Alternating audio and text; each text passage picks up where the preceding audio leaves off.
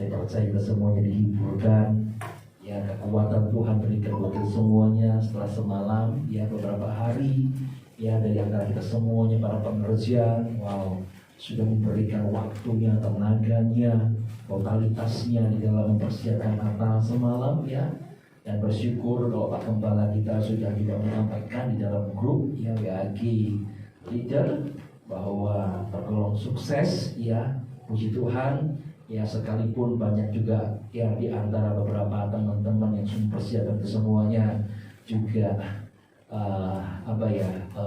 lemah tubuhnya akibat kondisi-kondisi yang sudah mempersiapkan. Tapi saya percaya bahwa setiap jerih payah kita tidak akan pernah sia-sia di hadapan Tuhan. Amin.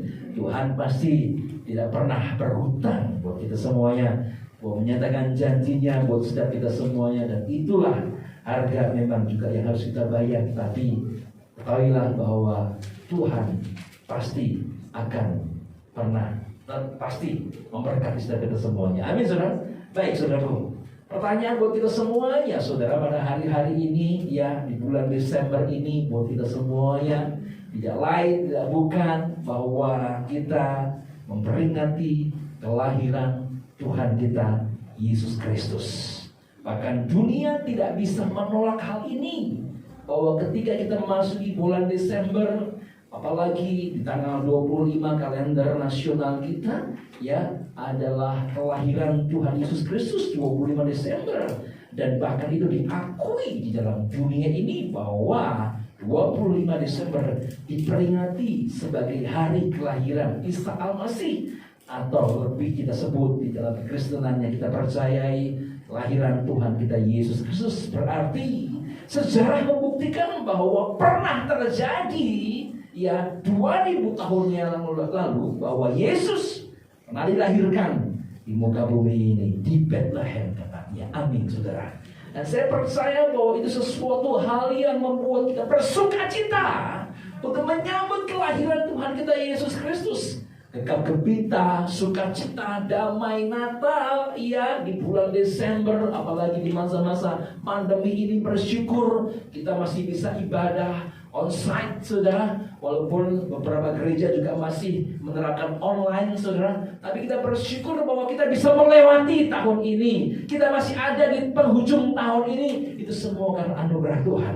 Tuhan masih memberikan perlindungan, penyertaan yang sempurna buat semuanya, sehingga kita bisa merayakan Natal demi Natal buat setiap kita semuanya. Amin, saudara. Pertanyaan besar buat kita semuanya, mengapa harus Yesus yang lahir dalam dunia ini untuk menyelamatkan umat manusia di muka bumi ini? Pertanyaan besar buat kita semuanya, kenapa harus Yesus yang dijadikan untuk menyelamatkan umat manusia di muka bumi ini, bukan nabi yang lain, bukan orang yang lain? Kenapa harus Yesus? Dan ini seharusnya dunia harus tahu. Bahkan mungkin dunia ada pertanyaan yang besar, kenapa harus Yesus? Sementara di dalam dunia ini begitu banyak kepercayaan-kepercayaan. Dalam dunia ini banyak sekali agama-agama yang diciptakan oleh manusia. Agama diciptakan oleh manusia, saudara. Dan banyak sekali kepercayaan, apalagi kepercayaan-kepercayaan. Begitu banyak sekali kepercayaan yang ada di muka bumi ini. Percaya kepada dewa ini, percaya kepada ilah-ilah ini atau Allah-Allah ini, percaya kepada patung-patung ini, percaya kepada A, B, C sampai Z. Ada semuanya di muka bumi ini, saudara. Bahkan sebagian banyak orang dia juga tidak mengakui bahwa Yesus sebagai Tuhan, saudara, yang bisa mampu untuk menyelamatkan dan menebus dosa umat manusia.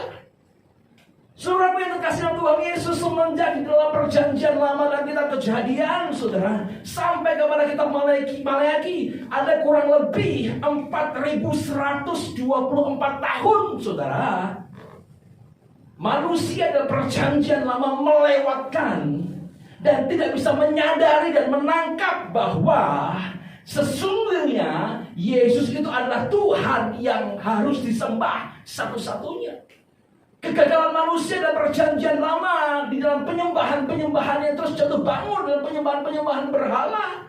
Bahkan ketika bangsa Israel percaya ditolong, dikeluarkan dari perbudakan Mesir melalui tuntunan Nabi Musa, saudara, begitu banyak yang melihat seluruh keajaiban, mujizat yang Tuhan akhirnya ketika Musa ada di atas gunung Sinai menantikan 10 hukum perintah Allah, saudara, bangsa Israel di bawah, dia membuat patung lembu emas untuk apa? Dijadikan Tuhan di dalam sesembahannya. Begitu ironisnya bangsa Israel, umat pilihan Tuhan, yang sedemikian rupanya di bawah Tuhan, melihat satu kedahsyatan, kemuliaan Tuhan dinyatakan, tapi toh semuanya itu dianggap sepi oleh bangsa Israel, saudara. Wow, how come? Kenapa bisa seperti itu? Itu aja umat pilihan Tuhan. Apalagi umat yang bukan pilihan Tuhan, yang tidak mengenal Tuhan. Mana tahu dia Yesus adalah Tuhan, saudara. Bahkan sampai mengakhiri dalam kitab Maleakhi, dalam perjanjian lama, saudara, manusia berkehendak sendiri. Manusia hidup sesuai dengan jalan pemikirannya sendiri dan pilihannya sendiri. Manusia tidak pernah mengetahui. Karena yang kita tahu bahwa sepanjang perjanjian lama, manusia hendak mencari figur, visual yang bisa dilihatnya. Makanya gak heran, saudara, dalam perjanjian lama, saudara, kita bisa melihat sepanjang sejarah kehidupan manusia. Manusia mencoba untuk menemukan satu batu, mungkin pohon atau kayu, atau mungkin emas-emasan, dibuat patung, saudara. Untuk apa? Dijadikan sesembahan dan disembah. Rupanya manusia, kegagalan manusia adalah manusia itu adalah penuh dengan visualisasi, penuh dengan suatu penglihatan. Dia harus melihat sesuatu sosok untuk bisa apa? Disembah, saudara. Dijadikan untuk disembah.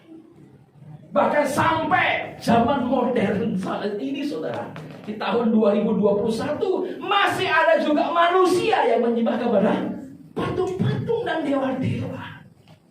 Sungguh ironis sekali, saudara.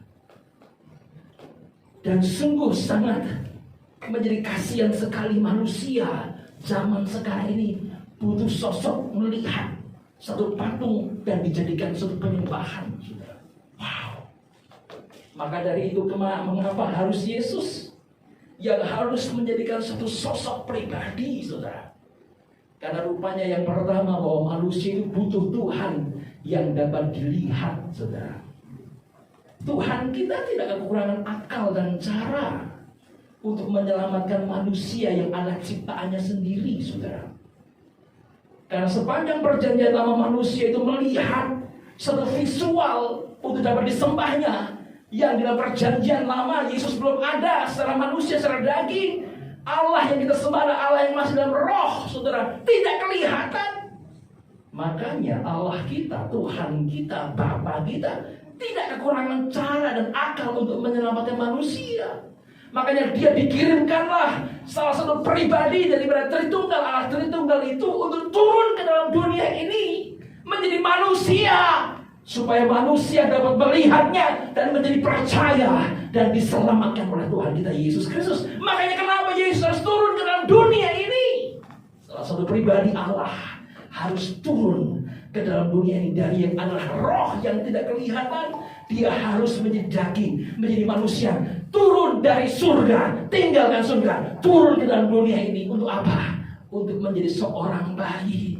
Dan dia lahir dan tumbuh dan menjadi seorang Tuhan yang adalah 100%, tetapi juga manusia 100%. Dan tidak ada di dalam dunia ini selain daripada Tuhan kita Yesus Kristus yang mempunyai status, yaitu dia Yesus adalah Tuhan 100% dan manusia 100%. Amin, saudara. Di dalam firman-Nya dikatakan, Lukas 2 ayat 11 mengatakan, hari ini telah lahir bagimu juru selamat, yaitu Kristus Tuhan di kota Daud. Rupanya firman Tuhan menegaskan buat kita semuanya bahwa hari ini telah lahir bagi kita semuanya juru selamat. Rupanya, saudara, manusia itu perlu diselamatkan. Katakan amin. Manusia perlu diselamatkan dan manusia butuh penyelamat, butuh juru selamat, saudara. Makanya firman Tuhan dengan jelas, dengan gamblang digambarkan, dituliskan di situ bahwa hari ini telah lahir bagimu juru selamat.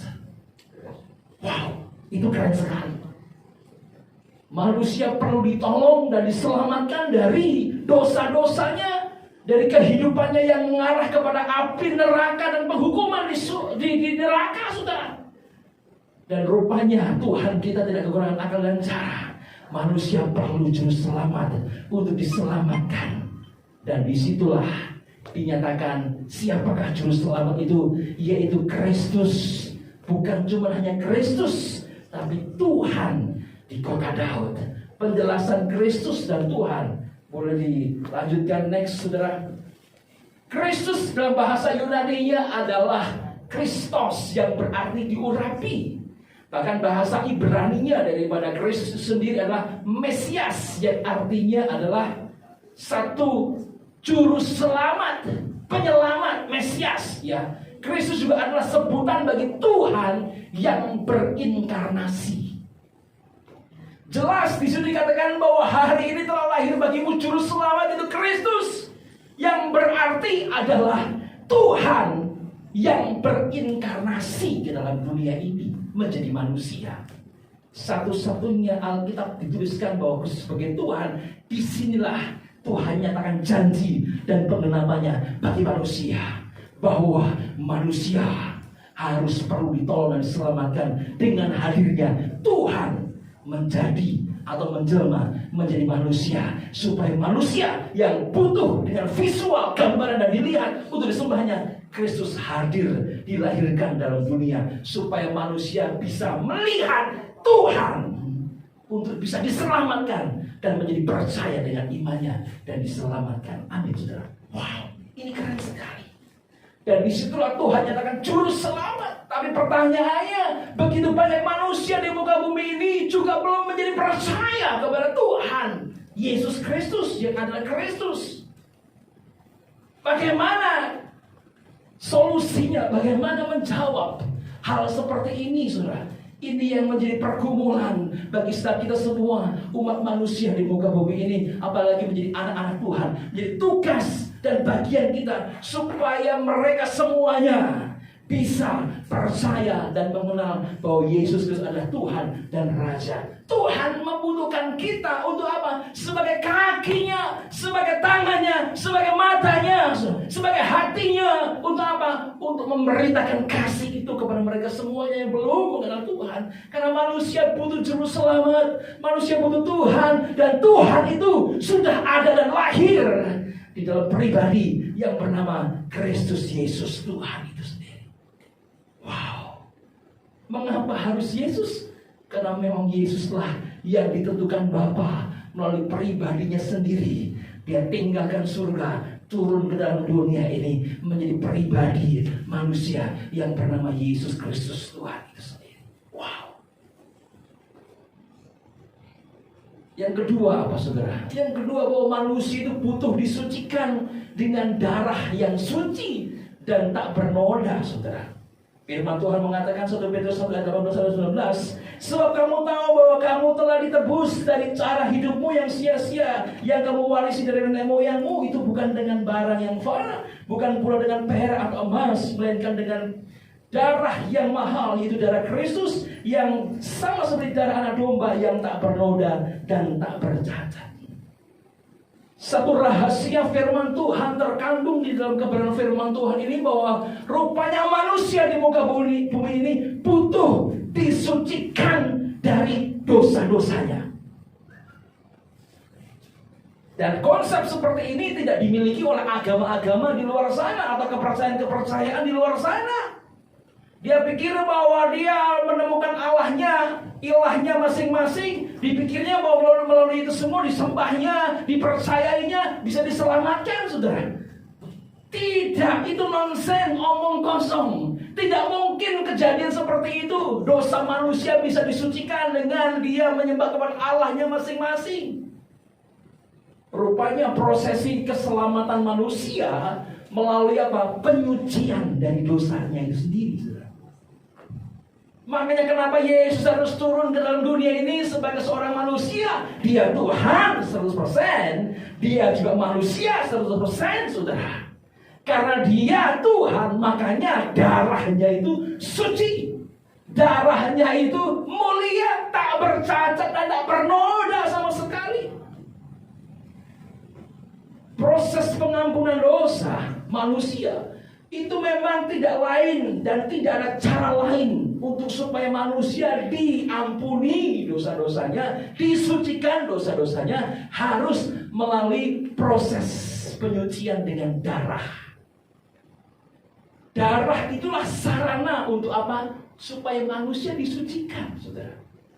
Dengan manusia disucikan dengan darah yang kudus itulah membuat manusia akhirnya disucikan dari dosa-dosanya. Sejak kejadian manusia, kejadian 3, saudara, manusia dalam dosa, semua ciptaannya, keturunannya memiliki dosa asal, saudara. Dan dosa asal itulah yang membuat manusia akan mengalami penghukuman kekal dan kematian kekal, saudara. Dan konsep perjanjian lama, kalau manusia berdosa itu harus membawa korban, persembahan, binatang. Dan itu harus dipersembahkan dan disembelih, supaya darahnya itulah yang berguna untuk penyucian dosa umatnya, saudara. Nah, Yesuslah yang dituntut oleh Allah Bapa sebagai apa? Korban penebus dosa umat manusia. Dia adalah anak domba Allah yang dikorbankan untuk menebus dosa umat manusia di muka bumi ini. Dan kebanyakan orang, sebagian banyak orang di muka bumi ini tidak mengerti tentang konsep hal seperti ini, bahwa dosa itu harus disucikan oleh darah yang kudus, yang suci. Begitu banyak orang kepercayaan atau agama-agama di luar sana, saudara, dia mengatakan bahwa dosa itu disucikan dengan perbuatan-perbuatan yang baik, perbuatan-perbuatan amal yang sedekah yang begitu banyak. Kalau pertanyaan, kalau dosa itu disucikan dengan perbuatan-perbuatan baik, dengan amal-amal yang banyak, dengan amal-amal atau sedekah yang banyak, maka orang-orang kaya yang punya potensi dapat disucikan dosanya, saudara. Tapi puji Tuhan bahwa konsep keselamatan bukan hal seperti itu. Bahwa konsep keselamatan yang kita percayai bahwa manusia dapat disucikan melalui darah. Pertanyaannya, darah yang seperti apa, saudara? Yang pasti adalah darah yang suci, yang kudus. Dan darahnya siapa? Pertanyaannya, manusia tidak ada yang kudus, tidak ada yang sempurna, tidak ada yang suci. Semua keturunan Adam dan Hawa sudah hancur, sudah berdosa. Darahnya berdosa. Lahir dalam bumi ini juga berdosa, saudara. Gak mampu untuk apa? Untuk menebus dosa manusia. Masa manusia menebus manusia? Gak mungkin sama sekali, saudara. Tapi puji Tuhan bahwa Yesus lahir dikandung oleh Roh Kudus, bukan atas campur antara suami dan istri, tapi lahir karena dikandung oleh Roh Kudus, benih dari Roh Kudus sendiri, ilahi Allah sendiri, saudara. Dan disitulah kita percaya bahwa Yesus yang kita percaya, yang kita kenal adalah Tuhan 100%, tapi juga manusia 100%. Dengan demikian Tuhan mampu untuk menyucikan setiap dosa-dosa umat manusia yang percaya. Katakan amin. Itu yang membuat kita mengerti. Next, saudara. Selanjutnya menegaskan buat kita semuanya, karena nyawa makhluk itu ada di dalam darahnya, dan aku telah memberikan darah itu kepadamu di atas mezbah untuk mengadakan pendamaian bagi nyawamu. Karena darah mengadakan pendamaian dengan perantaraan nyawa. Jadi rupanya, ya, darah itu, saudara, itu merupakan pendamaian, ya, dengan perantaraan nyawa. Artinya bahwa kalau kita mau ditebus dengan darah itu, makanya dengan darah itu membuat kita didamaikan oleh siapa? Allah kita, saudara. Dan harus melalui perantaraan nyawa. Dengan adanya darah itu bukan cuma hanya darah yang mungkin kena pisau atau apa, enggak. Tapi darah itu melambangkan atau perantaraannya adalah nyawa. Korbannya nyawa. Artinya bahwa orang atau waktu dalam perjanjian lama adalah binatang itu harus mati. Makanya kenapa Yesus Kristus harus mati? Supaya apa? Korbannya menjadi sempurna. Yesus harus mati, nyawanya harus lepas dari tubuhnya. Karena apa? Karena supaya korban itu menjadi sempurna dan darahnya sempurna untuk menyucikan dosa-dosa umat manusia di muka bumi ini. Wow. Darah sebagai korban pendamaian antara manusia dengan Allahnya, saudara. Lalu ayat berikutnya sudah dikatakan bahwa dan hampir segala sesuatu disucikan menurut hukum Taurat dengan darah, dan tanpa penumpahan darah tidak ada pengampunan. Jadi segala sesuatu yang melambangkan apa yang ada di surga haruslah ditahirkan secara demikian. Jadi rupanya apa yang melambangkan ada di surga itu harus disajikan, ditahirkan dengan darah. Tanpa penumpahan darah tidak akan ada pengampunan. Darah siapa yang mampu mengampuni dosa manusia? Nggak mungkin manusia, darah manusia mengampuni dosa manusia, tidak mungkin. Satu-satunya darah yang tak bernoda dan tak bercacat adalah darah Tuhan kita Yesus Kristus yang mampu untuk mengampuni dosa umat manusia di muka bumi ini. Mungkin saudara mengatakan, Pak, saya ada kenalan, ada saudara, ada teman, ada sahabat, mereka itu baik sekali. Dia itu memberikan sedekah, memberikan taburan, wah berlimpah-limpah, tapi dia tidak mengenal Tuhan. Dia tidak percaya Tuhan Yesus Kristus, Pak. Apakah masa iya sih gak diselamatkan? Bukan saya yang mengatakan diselamatkan atau tidak diselamatkan, tapi firman Tuhan. Tuhan sendiri menegaskan bahwa tanpa darah Yesus, maka manusia tidak mungkin disucikan dan diampuni dosa-dosanya. Makanya kenapa harus Yesus yang lahir di muka bumi ini? Bukan orang lain, bukan nama lain, bukan dewa lain, bukan nabi yang lain. Bahkan nabi sekalipun tidak akan pernah bisa menyelamatkan dosa manusia atau mengampuni dosa manusia, saudara. Ini yang harus perlu dunia tahu. Manusia di muka bumi ini harus tahu. Makanya kenapa Yesus harus datang ke muka bumi ini, lahir dalam dunia ini yang kita peringati setiap tahun di bulan Desember. Supaya apa? Supaya manusia diingatkan kembali. Supaya manusia yang tadi tidak mengerti menjadi mengerti. Supaya manusia yang tadinya tidak tahu, bahkan mungkin menyangkal nama Yesus, mereka menjadi menyadari dan mengetahui tentang arti Natal, kelahiran Yesus dalam bumi ini, saudara. Dibutuhkan setiap kita semuanya. Momen Natal ini adalah momen penginjilan yang paling istimewa buat setiap kita semuanya, umat-umat Tuhan. Maka dari itu sebarkanlah kasih ini, makna Natal ini, supaya mereka semuanya bisa menerima Yesus dan lahir di dalam hati mereka, sehingga mereka bisa diselamatkan oleh Tuhan kita Yesus. Amin, saudara. Yang ketiga apa, saudara? Yang ketiga, manusia perlu ditebus. Perlu ditebus. Bukan cuma hanya disucikan dengan darahnya, tapi perlu ditebus. Manusia yang jatuh di dalam dosa, saudara, sudah menjadi milik kepunyaannya daripada iblis atau neraka itu sendiri. Makanya, saudara, harus ada korban yang setimpal, sejajar, atau sama untuk menggantikan setiap dosa-dosa manusia, saudara. Harus ada korban yang dikorbankan untuk menebus, supaya orang itu yang terpenjara, terbelenggu, atau ada dosa-dosanya itu bisa diambil balik, diambil kembali. Harganya itu setimpal dengan pengorbanannya dan nyawanya, saudara.